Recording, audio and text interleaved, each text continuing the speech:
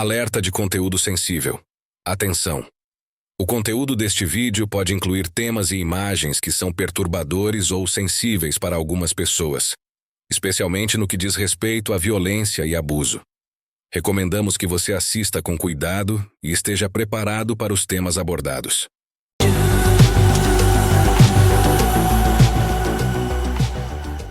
Convidamos todos a assistirem o vídeo até o final. Sua visão é importante e queremos que você compreenda a gravidade dos assuntos discutidos. Não se esqueça de se inscrever no canal News Web Doc para mais conteúdos informativos e reflexivos. Juntos, podemos promover a conscientização e a mudança. No ano de 2001, uma família fazia planos de deixar o Brasil para se mudar para a Europa. A ideia era animadora, já que parte da família tinha emprego garantido em um restaurante na cidade de Parma, na Itália. No entanto, meses antes da mudança, um acontecimento inesperado mudou o rumo da vida de um dos membros da família. Se você estava por aqui em 2001, certamente lembra desse caso que abalou o país. Vou contar a história de um garoto inocente que estava profundamente envolvido com o Evangelho, cujo único desejo era ajudar os outros e compartilhar os ensinamentos bíblicos. Esse jovem, Lucas Vargas Terra, acabou presenciando um ato inapropriado cometido pelo pastor de sua igreja, o que resultou em sua morte. Pessoas em quem ele e sua família confiavam foram responsáveis por esse terrível crime. Na época, o caso chocou o Brasil, principalmente porque parte do assassinato ocorreu dentro de uma igreja evangélica em Salvador, capital da Bahia. O mais revoltante é que, mesmo conhecendo os responsáveis, a justiça nunca foi feita. 20 anos se passaram e os culpados seguem livres, enquanto a família de Lucas continua recebendo ameaças para que parem de denunciar essa igreja, que preferimos não citar o nome por questões éticas. Ficou curioso para saber mais sobre essa história? Vou te contar todos os detalhes do caso de Lucas Terra. Como eu disse, no início dos anos 2000, a família de Lucas planejava se mudar para Parma, em busca de uma vida melhor. Afinal, quem não gostaria de morar em um país de primeiro mundo? Em dezembro de 2001, Marion, mãe de Lucas, foi para Parma para organizar tudo antes de receber o restante da família. Ela embarcou em um voo no Rio de Janeiro com destino à Europa. Já Carlos Terra, pai de Lucas, foi com os filhos para Salvador para passar um tempo antes da mudança, já que um dos irmãos de Lucas vivia lá. Foi em janeiro de 2001 que Lucas começou a frequentar a tal igreja no bairro de Santa Cruz. Lucas, um menino extremamente religioso, se identificou profundamente com o Evangelho e passou a se dedicar aos ensinamentos de Jesus, como amar e ajudar o próximo. Ele integrava um grupo de jovens que visitava comunidades carentes, fazendo doações de roupas e evangelizando crianças. Quando conversava com sua mãe, Lucas sempre mencionava como estava feliz com essa experiência e que não tinha certeza se ainda queria deixar o Brasil e partir para outro país. Ele também confidenciou à sua mãe que seu maior sonho era se tornar obreiro da igreja, um cargo acima do que ele exercia, que era de assistente de obreiro. Para quem não sabe, o obreiro é a pessoa que auxilia o pastor na organização do templo e das atividades que ocorrem nele. No caso da igreja de Lucas, o pastor responsável era Silvio Galiza. Em março de 2001, Lucas estava muito próximo de realizar seu sonho, finalmente conquistando o cargo de obreiro da igreja. Na noite do dia 21 de março, ele foi chamado por Galiza para seguir a essa igreja de Pituba para ser oficializado como obreiro. Empolgado com a novidade, Lucas não hesitou e foi direto para a igreja.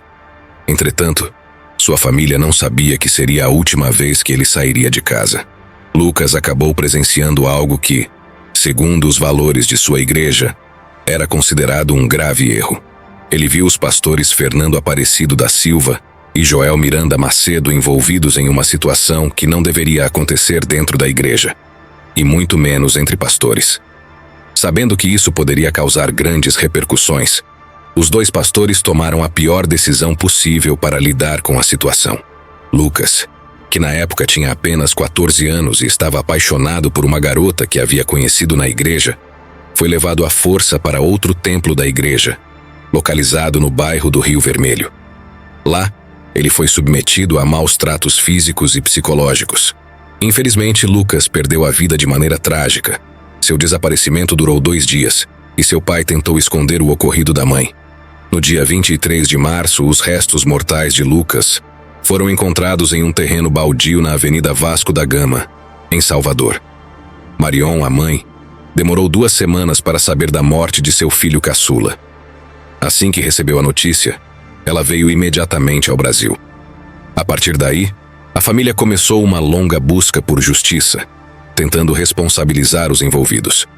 Marion ainda teve que aguardar cerca de 43 dias para o enterro, enquanto o IML realizava um exame de DNA para identificar o corpo.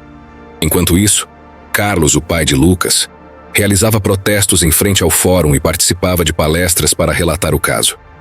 A família de Lucas chegou a enviar um pedido de ajuda à ONU, questionando a demora no andamento do processo.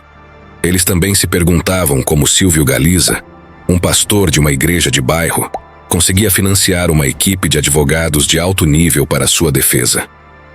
Mesmo assim, a pressão acabou surtindo efeito, já que o pastor foi levado a julgamento em junho de 2004.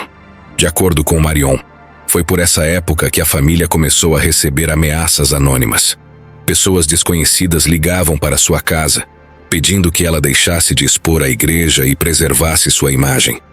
Apesar das intimidações, a família não desistiu de buscar justiça. Eles passaram a mudar de casa frequentemente para escapar dessas ameaças.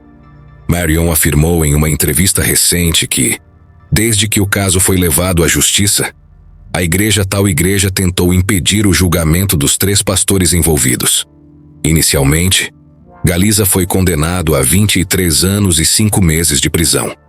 No entanto, após recursos, a pena foi reduzida para 18 anos, e depois para 15. Apesar dessa condenação, o pastor cumpriu apenas 7 anos de prisão e hoje está em liberdade condicional. Embora ele tenha sido acusado de homicídio qualificado e ocultação de cadáver, o tempo que passou preso foi bem inferior à pena original. Marlon também relatou que, embora o caso contra Lucas ainda tenha repercussão, os outros pastores mencionados, Fernando Aparecido da Silva e Joel Miranda Macedo, que Lucas flagrou em um episódio delicado, foram investigados em 2008. No entanto, em 2010, ambos receberam um habeas corpus do Supremo Tribunal Federal e posteriormente foram inocentados. A juíza responsável pelo caso, Jesus Almeida, absolveu os religiosos por falta de provas. Apesar disso, a família continuou lutando. Em 2015, o Tribunal de Justiça da Bahia determinou que os pastores deveriam ser julgados pelo júri popular. Mas essa decisão foi interrompida em novembro de 2018 devido a um novo recurso. Em 2019, a ministra Carmen Lúcia decidiu que os pastores seriam julgados e descartou novas possibilidades de recurso. Contudo, a pandemia atrasou o julgamento, o que gerou mais uma preocupação para a mãe de Lucas, que teme a prescrição do crime. Agora, a família aguardavam que os acusados fossem julgados ainda em 2022, na esperança de que a justiça finalmente seja feita. Esse foi o caso de Lucas Terra, que expõe as dificuldades enfrentadas dentro do sistema judiciário brasileiro. É essencial refletir sobre a urgência de uma reformulação no Código Penal brasileiro. As leis atuais, muitas vezes, não são suficientemente rigorosas para punir crimes graves de maneira proporcional ao sofrimento e ao impacto causado às vítimas e suas famílias. A impunidade gera um sentimento de insegurança na sociedade e desencoraja a confiança nas instituições de justiça. A adoção de penas mais severas para crimes hediondos, como abuso, exploração e violência contra crianças, é uma medida necessária para garantir que os responsáveis por esses atos sejam responsabilizados de forma adequada.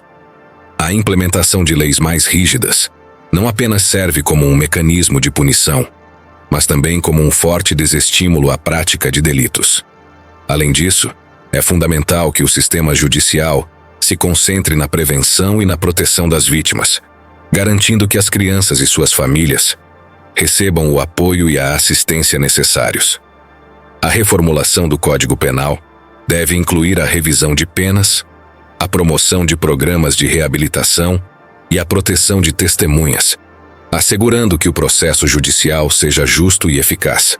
É um chamado para que a sociedade e os legisladores trabalhem juntos na criação de um sistema mais justo e seguro, que efetivamente proteja as pessoas inocentes e penalize adequadamente aqueles que cometem crimes atrozes. Somente assim poderemos construir um futuro mais seguro e dignificante para todos. Alerta. Importante. Cuidados com crianças e vigilância com relação ao entorno. É fundamental que todos os pais e responsáveis estejam cientes dos riscos que podem ameaçar a segurança de nossas crianças. Nunca deixe crianças desacompanhadas, mesmo em ambientes que parecem seguros. A supervisão atenta é crucial, especialmente em locais públicos, como parques e shoppings. Ensine seus filhos a não conversar ou aceitar nada de estranhos, utilizando exemplos práticos para que reconheçam comportamentos suspeitos. Além disso, certifique-se de que as crianças tenham informações de contato, como um número de telefone e, se possível, um cartão de identificação, que pode ser útil em situações de emergência. Mesmo que alguém pareça amigável, não deve ser automaticamente considerado seguro. Oriente seus filhos a sempre informarem um adulto de confiança, preferencialmente um policial fardado, sobre qualquer interação que os faça sentir desconfortáveis. No mundo digital, a segurança também é crucial. Monitore as atividades online das crianças e ensine-as sobre os perigos de compartilhar informações pessoais. Mantenha um canal de comunicação aberto, incentivando-as a falarem sobre suas experiências e sentimentos. Este diálogo pode ser vital para identificar problemas antes que se agravem. Ao deixar seus filhos sob os cuidados de outras pessoas, como babás ou em atividades extracurriculares, sempre verifique referências e faça perguntas detalhadas sobre a experiência delas. Esteja atento a notícias locais sobre comportamentos suspeitos e mantenha-se informado sobre programas de segurança na sua área, pois conhecer o que está acontecendo em sua comunidade é um passo importante para a proteção. Considere participar de cursos sobre segurança infantil, que abordem desde primeiros socorros até técnicas de defesa pessoal para crianças. A proteção das crianças é uma responsabilidade compartilhada.